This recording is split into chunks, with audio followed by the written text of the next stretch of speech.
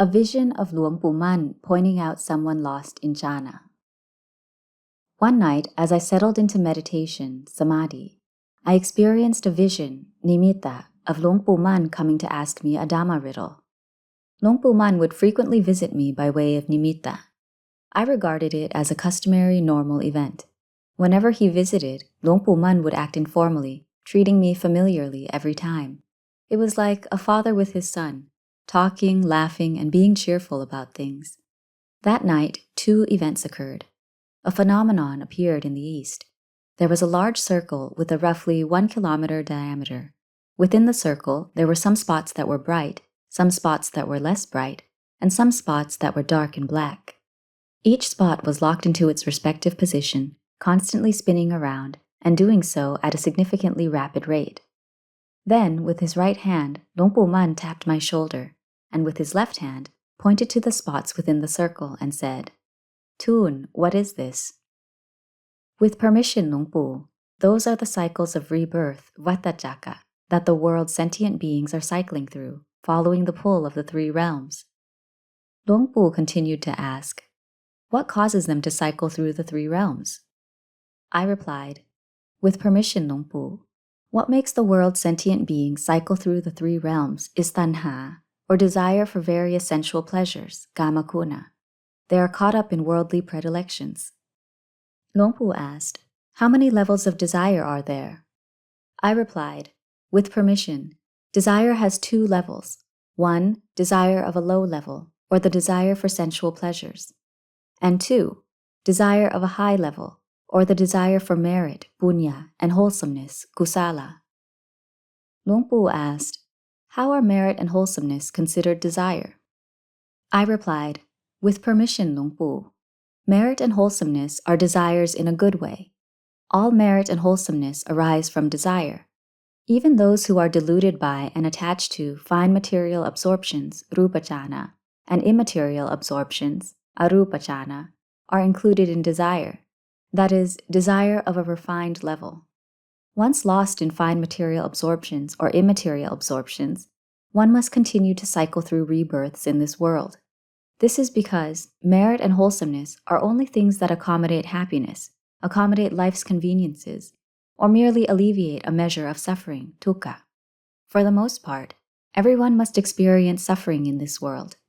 Because humans don't know themselves, they get lost in desire-based happiness, namely love and enjoyment from sensual pleasures.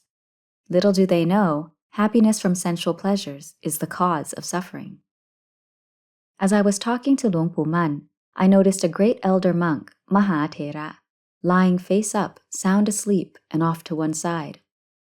Luang Por pointed and said, "Look, Thoon, a monk lost in immaterial absorptions."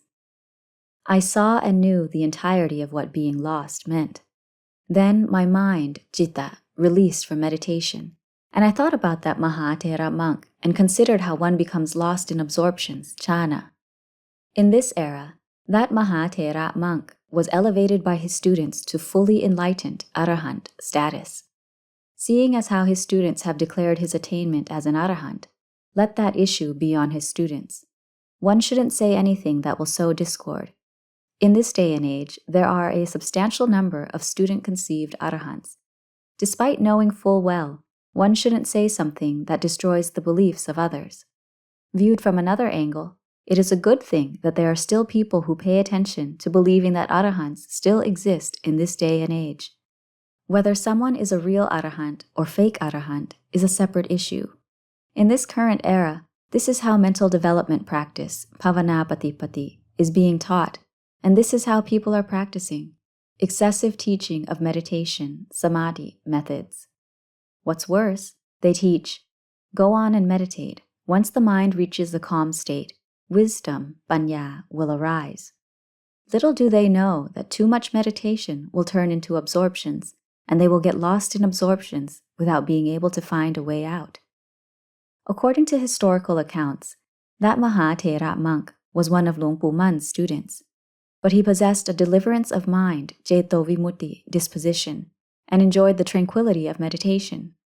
Consequently, his citta was in a continuous state of tranquility for a long time. The first time, he probably thought that wisdom would arise, and so he carried on meditating continuously. Eventually, his citta sank into meditative absorptions, and supernormal powers, apiññā, arose. He performed many different miracles, and the devotees greatly respected and admired him. In the end, he passed away into immaterial absorptions and was reborn as a divine being in the formless sphere, arupabrahma. That is why he is sound asleep to this day. In the Mettaya Buddha era, he will continue to be lost in immaterial absorptions for a long time. This is because the lifespan of divine beings in the formless sphere is extremely long. If someone meditates and falls deep into immaterial absorptions, in this day and age, it'll be very difficult to fix. That person would have to be left to continue to be lost in immaterial absorptions. Fine material absorptions and immaterial absorptions are not restricted to a religion. A person of any faith can cultivate absorptions. Even a person of no faith can cultivate absorptions and develop supernormal powers. This is because meditating and cultivating absorptions are universal principles.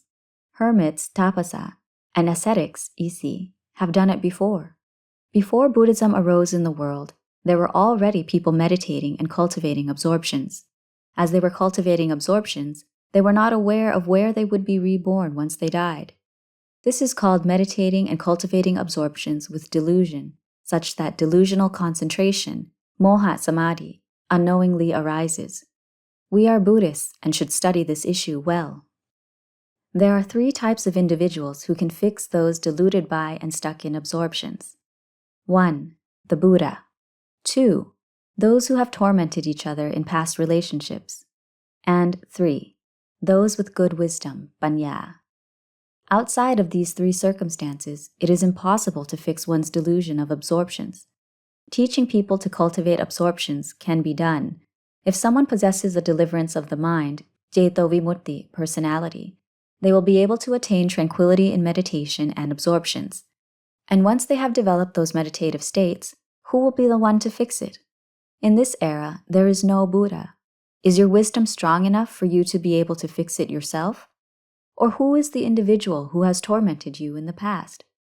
Those who are lost in tranquility, lost in absorptions, and lost in supernormal powers are not ordinary individuals. They are individuals who possess great conceit, titi, arrogance, mana, and pride, atta. They will not easily yield to anyone. They are extremely sure of themselves. If someone says something that doesn't correspond to their sense of who they are, they will not listen. For the most part, that which is being taught today is taught by commoners, putucana. Thus, concentration, samadhi, must be done in accordance with your personality. If you are of the deliverance through wisdom, paññā vimutti type, forcing yourself to meditate to tranquility and develop absorptions will be ineffective. You will need to develop steadfastly focused concentration, samadhi, which matches with your personality, in order to be effective.